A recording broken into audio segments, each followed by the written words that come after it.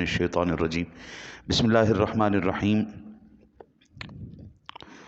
ومن اظلم ممن افترى على الله كذبا او قال اوحي الي ولم يوحى اليه شيء ومن قال سأنذر مثل ما انزل الله. اور اس سے بڑھ کر ظالم کون ہے جو اللہ پر جھوٹ باندھے یا کہے مجھے وحی ہوئی. یہ آیا مبارکہ کا یہ حصہ بتاتا ہے جی جو نبوت کا جھوٹا دعویٰ کرے. او قال اوحی الی ولم یوحی الیہ شیء ومن قال سأنذر مثل ما انزل اللہ، اور مجھے وحی ہوئی ہے اسے کچھ وحی نہ ہوئی، اور جو کہے ابھی میں اتارتا ہوں جیسا اللہ نے اتارا. اس کا شان نزول دو ہیں جی. ایک یہ کہ یہ آیا مبارکہ مسلمہ کذاب کے بارے میں نازل ہوئی جس نے یمامہ کے علاقے میں نبوت کا جھوٹا دعویٰ کیا تھا. بنی حنیفہ کے چند لوگ اس کے فریب میں آ گئے تھے. یہ کذاب زمانہ خلافت میں حضرت سیدنا ابو بکر صدیق رضی اللہ تعالی عنہ کی ذات گرامی نے آپ نے وفد بھیجا جس کے ہاتھوں یہ حضرت واشی کے ہاتھوں یہ قتل ہوا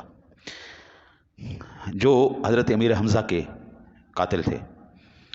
حضرت واشی جو ہیں وہ اسلام جب لائے جناب رسالت مآب صلی اللہ علیہ وسلم کو آپ جب سامنے تشریف لائے نا تو حضور نے فرمایا میرے سامنے نہ بیٹھا کرو.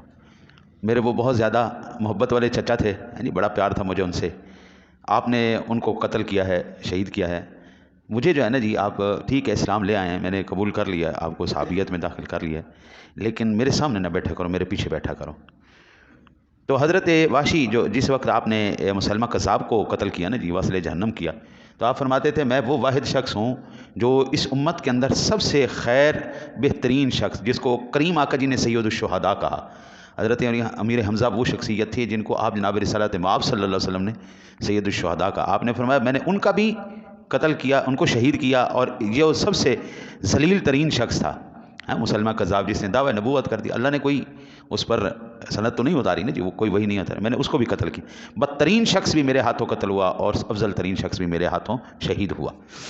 تو حضرت واشی جو امیر حمزہ کے شہید کرنے والے تھے انہوں نے ہی زمانہ خلافت حضرت ابوبکر صدیق میں اس کو واصل جہنم کیا.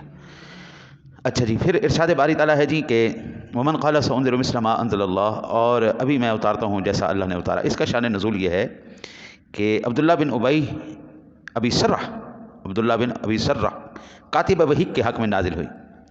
جب آیا مبارکہ ارشاد ہوئی نا جی وَلَقَدْ خَلَقْنَا الْإِنسَانَ وَنَعْلَمُ مَا تُوَسْوِسُ بِهِ نَفْسُهُ وَنَحْنُ أَقْرَبُ إِلَيْهِ مِنْ حَبْلِ الْوَرِيدِ. انسان کی تخلیق کے بارے میں جب اللہ وحدہ لا شریک نے ذکر کیا تو آخر تک پہنچتے پہنچتے پیدائش انسانی کی تفصیل پر متعجب ہو کر، بندہ جب کہتا ہے نا جی بڑا متعجب ہوتا ہے، بڑا اس کو تعجب ہوتا ہے، تو بندہ کہتا ہے سبحان اللہ، ماشاء اللہ، بڑا جب حیران ہو جائے بندہ. تو یہ جب کلام چل رہا تھا اس کے آخر میں اس نے کہا فتبارک اللہ احسن الخالقین. جب یہ جملہ بولا نا تو وہی کے جملہ بھی یہی آئے، تو اس کے ذہن میں آ گیا ہو میری زبان پر تو وہی جاری ہو گئی، میں جناب نبی ہو گیا ہوں. اچھا جی، اس گھمنڈ پر کہ مجھے وحی آنے لگی ہے مرتد ہو گیا. یہ نہ سمجھا کہ نور وحی اور قوت حسن کلام آیت کا آخری کلمہ زبان پر آ گیا اور اس کی قابلیت کا کوئی دخل نہ تھا. زور کلام خود اپنے آپ کو بتا دیا کرتا ہے. جیسے کبھی کوئی شاعر مضمون پڑھے وہ مضمون خود قافیہ بتا دیتا ہے. اے سننے والے شاعر سے پہلے قافیہ پڑھ دیتے ہیں، اور سننے والے مثلا میں آپ کو عرض کروں، اعلیٰ حضرت نے ایک جملہ کہا کہ سب سے اولیٰ ہو اعلیٰ ہمارا نبی. اب میں بولا نہیں لیکن آپ نے سب سے اعلیٰ ہو اعلیٰ، سب سے بالا ہو اعلیٰ، اپنے مولا کا پیارا.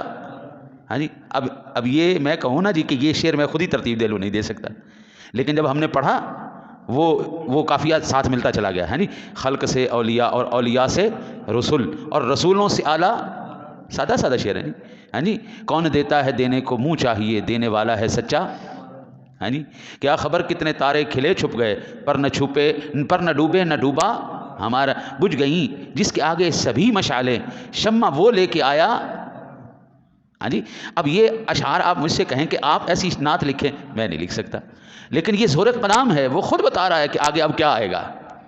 اب یہ خود بتا رہا ہے کہ محمد سے وفاتوں نے تو ہم تیرے ہیں، یہ جہاں چیز ہے کیا لوح و قلم تیرے. جی حضور کلام خود اپنا آپ بتاتا ہے. تو جب اللہ کے کلام کا زور اتنا تھا، اللہ وحدہ لا شریک کے کلام اس کے زبان سے جب جاری ہوا، فتبارک اللہ احسن الخالقین، وہ یہ نہیں سمجھا کہ اللہ کے بندے یہ میری قابلیت نہیں، یہ کلام کی قوت ہے، قوت کلام اتنی ہے جو اپنے آپ کو منوا رہی ہے.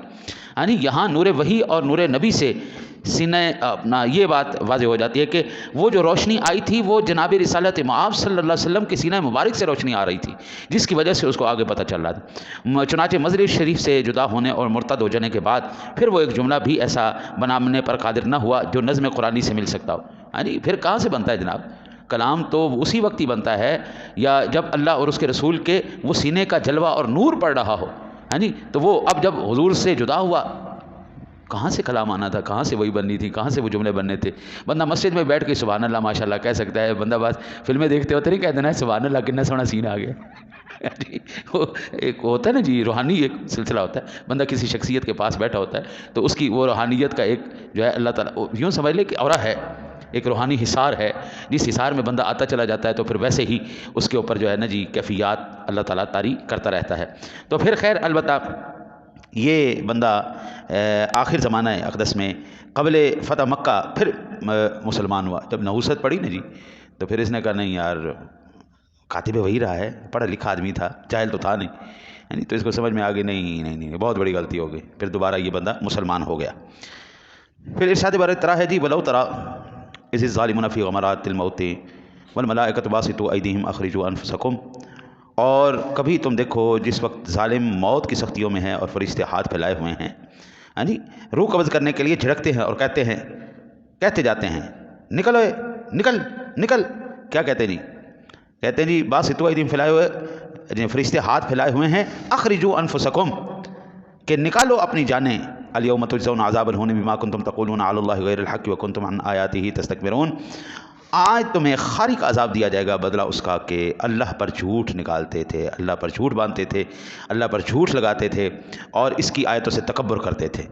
اس دنیا کے اندر جو بندہ ظلم ستم کر کے مرتا ہے نا جی، جو جتنا جن لوگوں کو گمراہ کر کے مرتا ہے حضور وہ اتنی ہی تکلیف میں مرتا ہے. شیطان کی جو موت ہے نا جی، کبھی زندگی رہی تو میں تفصیل سے عرض کروں گا. دنیا کے اندر جس وقت قیامت قائم ہوگی نا سارے مر جائیں گے، سب کو اللہ کا امر پورا ہوگا، سب ختم ہو گئے، لیکن شیطان زندہ رہے گا. پوری انسانیت ساری مر جائے گی، ایک شیطان زندہ رہے گا. پوری دنیا کے اندر شیطان اکیلا ہوگا. اللہ حکم فرمائے گا ملک الموت کو جاؤ اب اس کی روح نکال لو، اس کی روح قبض کرو. بھابھی وہ بھی مخلوق ہے، یعنی جن ہے، اس کو بھی اللہ تعالیٰ نے مارنا تو ہے نا جی. ملک الموت آئیں گے اس کو روح قبض کریں گے. اب فرشتوں کے اندر رہا تو ہے نا جی، ملک الموت کو پہچان جائے گا اور تو کوئی ہے نہیں، اب ہے تو ملک الموت ہی ہے. وہ جناب جب نکالنے کے لیے آئیں گے اس کے پاس تو زمین کے اندر غوطہ مارے گا، اوپر سے جائے گا نیچے سے نکل آئے گا. اچھا زمین کی دوسری سائڈ سے جب نکلے گا، کیونکہ زمین کی آگ شاگ لاوا شاوا اس کو کچھ نہیں کہتا، وہ خود ہی آگ کا بنا ہوا ہے، آگ کو آگ نہیں تکلیف دیتی اللہ یہ کہ میرا رب چاہے. وہ ایک سائڈ سے دوسری سائڈ پہ نکلے گا، ملک الموت پہلے کھڑے ہوں گے. شمال سے جنوب کی طرف غوطہ لگائے گا، ملک الموت پہلے کھڑے ہوں گے. پھر وہ مشرق سے مغرب لگائے گا، ملک الموت پھر آگے کھڑے ہوں گے. اب وہ سمجھ جائے گا میں بھاگ نہیں سکتا، تو پوچھے گا کیا کرنے آیا ہو؟ ملک الموت کہیں گے میں تیری روح قبض کرنے آیا ہوں. اور کیا کرنے آیا ہوں؟ کہے گا آج مجھے تو کتنا عذاب دے گا؟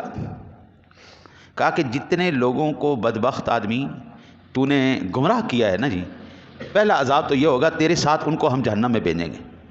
تو جس طرح یہاں پہ ان کا لیڈر رہا ہے نا، تجھے بھی وہاں پہ لیڈر بنا کے بھیجیں گے.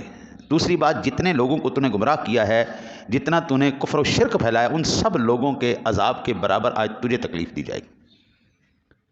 بندہ جس وقت مرتا ہے نا جی، شیطان مرے گا تو اس نے جتنے بندوں کو گمراہ کیا جناب ان سب کی تکلیفوں کے برابر اللہ تعالیٰ اس کو مرتے وقت تکلیف دے گا.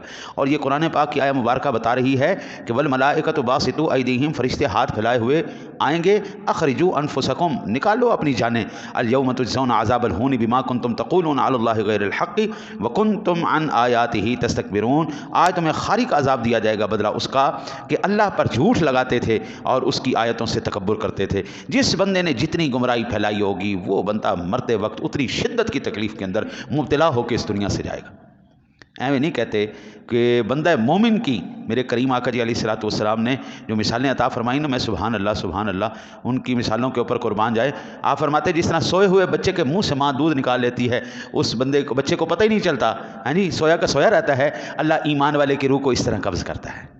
یا ایتھا النفس المطمئنہ ارجعی الی ربک راضیۃ مرضیہ فادخلی فی عبادی وادخلی جنتی۔ پھر وہ تو نفس وہ خوشخبری کے افسانہ ماں لوری دیتی ہے نا جی، بول رہی ہوتی ہے لیکن لوری دیتی ہے، اس کا وہ لوری دینا، وہ بولنا بھی اتنا سکون دے رہا ہوتا ہے کہ نیند ڈسٹرب نہیں ہوتی جناب، نیند پرسکون نیند آ رہی ہوتی ہے۔ یعنی وہ جو خوشخبریاں اس وقت سنائی جا رہی ہوتی ہیں وہ اتنی شاندار خوشخبریاں ہوتی ہیں، روح پرواز کرتے ہوئے مزہ آ جاتا ہے کہ سبحان اللہ، اس دنیا کو چھوڑ کے ہم جا رہے ہیں۔ اللہ سے دعا ہے اللہ تعالیٰ آپ کو مجھے حضور سرور دو عالم صلی اللہ علیہ وسلم کی سچی غلامی کے ساتھ قرآن پر عمل کی توفیق نصیب